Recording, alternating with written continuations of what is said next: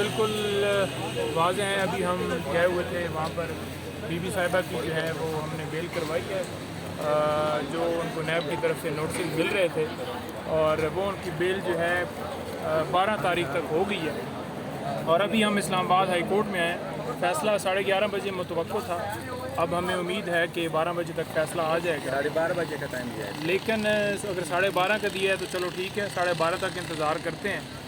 इसमें वाज़ह बात ये बताता जाऊँ कि साइफ़र वाला जो मामला था, साइफ़र के हवाले से, गिरफ़्तारी के हवाले से हमें पता चला है कि जी टीम गई है।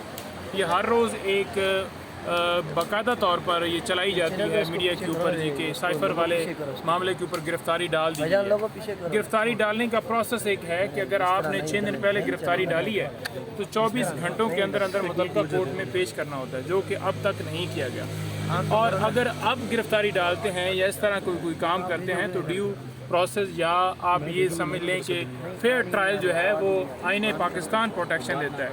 और हमने उस हवाले से जो है इस्लामाबाद हाई कोर्ट में दरख्वास्त दे दी है, जिसमें हमने ये इस्तदा की है कि आइन का आर्टिकल 10A है जो, उसके मुताबिक जो है फेयर ट्रायल का जो है मौका दिया जाए, क्योंकि आइन पाकिस्तान जब बुनियादी हकूक़ की हिफाजत करता है तो कैसे उनके वॉलेट किए जा सकते हैं। और 5 जो है अगस्त के बाद कोई भी मुकदमा उनके ऊपर दर्ज हुआ है या किसी मुकदमे में वो गिरफ़्तारी के हवाले से प्रोग्राम बना के बैठे हैं तो मुकम्मल तौर पर प्रोटेक्शन मिलनी चाहिए। आप सब के सामने पहले भी मिसालें हैं, बल्कि इस्लामाबाद हाई कोर्ट के चीफ जस्टिस साहब की जब अदालत में मौजूद थे तो उन्होंने जो है अदालत के अंदर ये वाज़ेह तौर पर कहा कि आसफ़ ज़रदारी केस में ये डिसाइड हो चुका है कि एक बंदा जब गिरफ़्तार होता है जेल के अंदर तो मज़ीद किसी मुकदमे में गिरफ़्तारी नहीं डाली जा सकती।